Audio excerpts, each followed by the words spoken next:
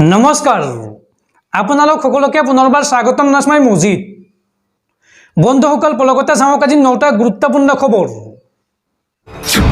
প্ৰথমটো খবৰ, দেশত নিৰ্বাচন চলি থকাৰ মাজতে সাধাৰণ জনতাৰ মূৰত পুনৰ ৰাম টাঙোন।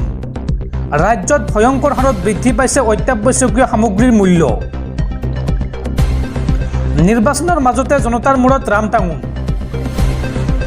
ভয়ংকৰ হাৰত বৃদ্ধি পাইছে অত্যাৱশ্যকীয় সামগ্ৰীৰ মূল্য। বজাৰ কৰিবলৈ গৈ বিমৰত পৰিছে সাধাৰণ জনতা। মিঠাতেল ৰিফাইনকে ধৰি গেলামালৰ সামগ্ৰীৰ দাম বৃদ্ধি পাইছে। বিভিন্ন ব্ৰেণ্ডৰ মিঠাতেলত বৃদ্ধি পালে সৰ্বাধিক 10 টকাকৈ।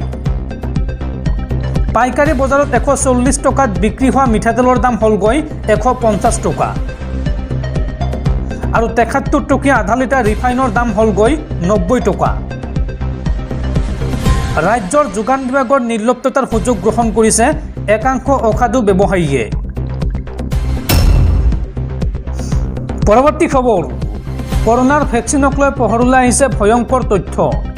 ভয়ংকৰ বিপদত পৰিব নেকি কৰোনাৰ ভেকচিন লোৱাসকল। বিশেষকৈ কোভিচিল্ড লোৱাসকলৰ হ'ব নেকি হাৰ্ট এটেক আৰু ব্ৰেইন ষ্ট্ৰক। এই সন্দৰ্ভত ৰাজ্যবাসীলৈ মুকলি বাৰ্তা দিলে মুখ্যমন্ত্ৰী ডক্টৰ হিমন্ত বিশ্ব শৰ্মাই। কোভিড ভেকচিনৰ পাৰ্শ্বক্ৰিয়াক লৈ এইবাৰ মুখ্যমন্ত্ৰী হিমন্ত বিশ্ব শৰ্মাৰ বিশেষ মন্তব্য। কৰোনাৰ ভেকচিনক লৈ পোহৰলৈ আহিছিল ভয়ংকৰ তথ্য। ভেকচিন নিৰ্মাণকাৰী কোম্পানীয়ে আদালতত স্বীকাৰ কৰিছিল পাৰ্শ্বক্ৰিয়াৰ কথা। কোভিচিল্ড লোৱাসকলৰ হ'ব পাৰে হাৰ্ট এটেক আৰু ব্ৰেইন ষ্ট্ৰক। কোভিচিল্ড নিৰ্মাণকাৰী কোম্পানী এষ্ট্ৰাজেনেকাই নিজেই স্বীকাৰ কৰিছে এই কথা। আৰু কোভিচিল্ড গ্ৰহণৰ ফলত মানৱ শৰীৰত থ্ৰম্ব'চাইটোপেনিয়া চিণ্ড্ৰম হ'ব পাৰে। মানৱ শৰীৰৰ ৰক্তত প্লেটলেট কাউণ্ট হ্ৰাস কৰে চিণ্ড্ৰমৰ ফলত। উল্লেখযোগ্য যে ভাৰতীয় নাগৰিকে সৰ্বাধিক ব্যৱহাৰ কৰিছিল কোভিচিল্ড ভেকচিন। আৰু ভেকচিনৰ এই পাৰ্শ্বক্ৰিয়াৰ তথ্যক লৈ এইবাৰ প্ৰতিক্ৰিয়া প্ৰকাশ কৰিছে মুখ্যমন্ত্ৰী ডক্টৰ হিমন্ত বিশ্ব শৰ্মাই।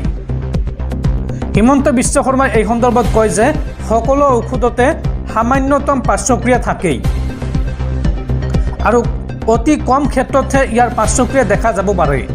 এই মন্তব্য কৰে ৰাজ্যৰ মুখ্যমন্ত্ৰী ডক্টৰ হিমন্ত বিশ্ব শৰ্মাই। পৰৱৰ্তী খবৰ, দিল্লীৰ মুখ্যমন্ত্ৰী অৰবিন্দ কেজৰিৱালক গ্ৰেপ্তাৰ কৰাক লৈ এইবাৰ কঠোৰ হৈ পৰিছে দেশৰ উচ্চতম ন্যায়ালয়।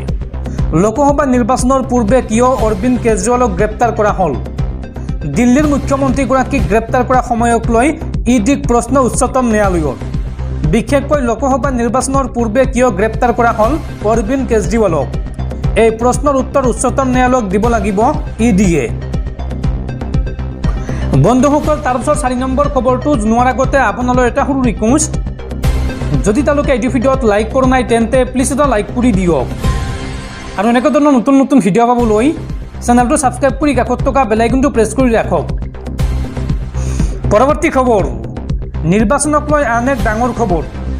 গুৱাহাটী লোকসভা সমষ্টিত পৰাজয় স্বীকাৰ মুখ্যমন্ত্ৰী হিমন্ত বিশ্ব শৰ্মাৰ।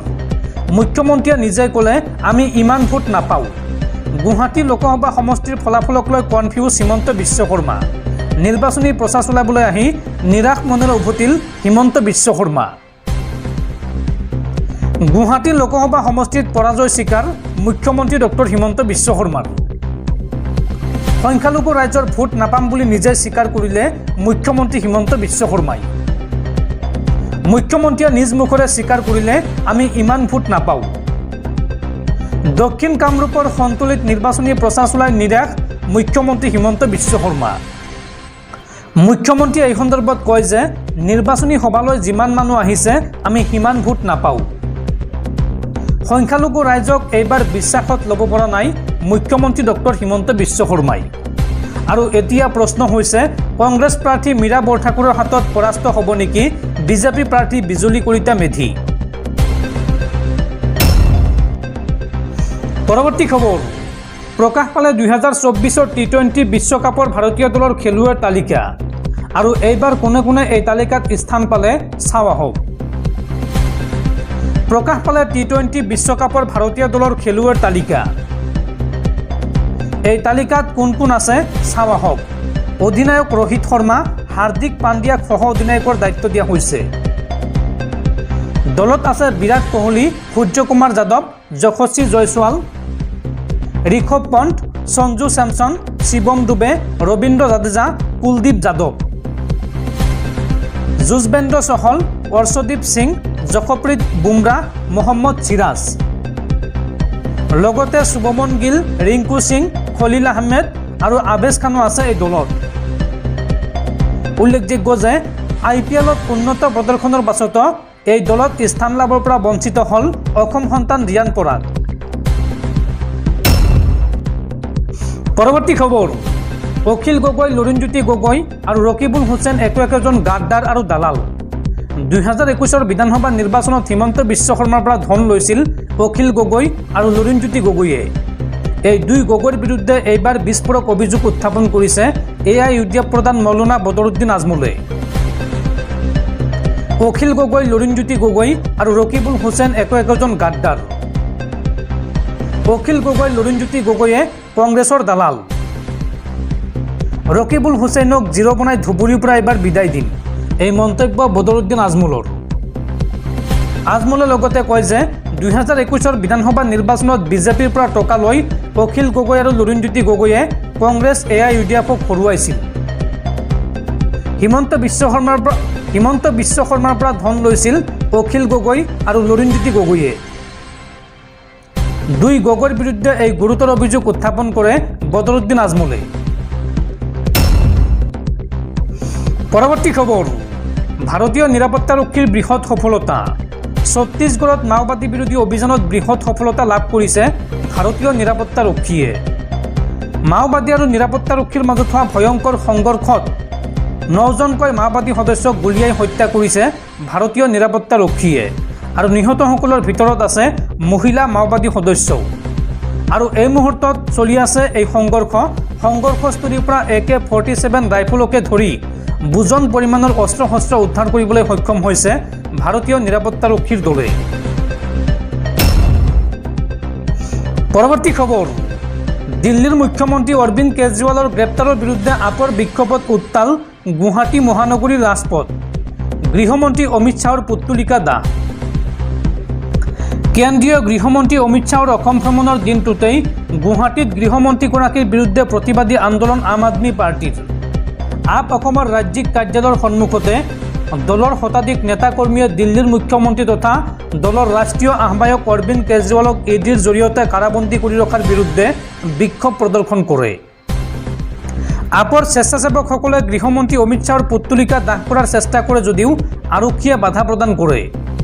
কেজৰিৱালক মুক্তি দিয়ক, গণতন্ত্ৰ আৰু সংবিধান ৰক্ষা কৰক, একনায়কত্ববাদ নচলিব আদি বিভিন্ন শ্লোগানেৰে আপৰ প্ৰতিবাদকাৰীসকলে ৰাজপথ উত্তাল কৰি তোলে।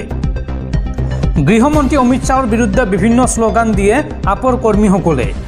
কাৰ্যসূচীত অংশগ্ৰহণ কৰি আপ অসমৰ সভাপতি ডাক্তৰ ভৱেন চৌধুৰীয়ে কয় যে আম আদমি পাৰ্টিৰ ৰাষ্ট্ৰীয় আহ্বায়ক তথা দিল্লীৰ মুখ্যমন্ত্ৰী অৰবিন্দ কেজৰিৱালক কেন্দ্ৰীয় চৰকাৰে আক্ৰমণমূলকভাৱে EDৰ জৰিয়তে গ্ৰেপ্তাৰ কৰিছে। কোনো ধৰণৰ তথ্য প্ৰমাণ অবিহনে ভুৱা গোচৰত প্ৰায় এমাহ ধৰি মুখ্যমন্ত্ৰী অৰবিন্দ কেজৰিৱালক কাৰাবন্দী কৰি ৰাখিছে। আৰু সেইবাবে গৃহমন্ত্ৰী অমিত শ্বাহৰ অসম ভ্ৰমণৰ দিনটোতেই আমি চৰকাৰৰ একনায়কত্ববাদ নীতিৰ বিৰুদ্ধে প্ৰতিবাদ সাব্যস্ত কৰিছোঁ। আপৰ ৰাজ্যিক সভাপতিগৰাকীয়ে গৃহমন্ত্ৰীৰ ৰোড শ্ব' উপলক্ষে ৰাজ্যৰ বন বিভাগে গুৱাহাটী মহানগৰীৰ ৰাজপথৰ দাঁতিৰ গছ কটাৰ বিৰুদ্ধেও সৰব হৈ পৰে। তেওঁ এই সন্দৰ্ভত কয় যে যি সময়ত চৰকাৰে অমৃত বৃক্ষ ৰোপণৰ কথা কৈছে সেই সময়তে বিজেপিৰ নিৰ্বাচনী প্ৰচাৰৰ স্বাৰ্থত চৰকাৰৰ বন বিভাগে গুৱাহাটীৰ ৰাজপথৰ গছ কাটি তহিলং কৰিছে। আমি ইয়াৰ তীব্ৰ বিৰোধিতা কৰিছোঁ।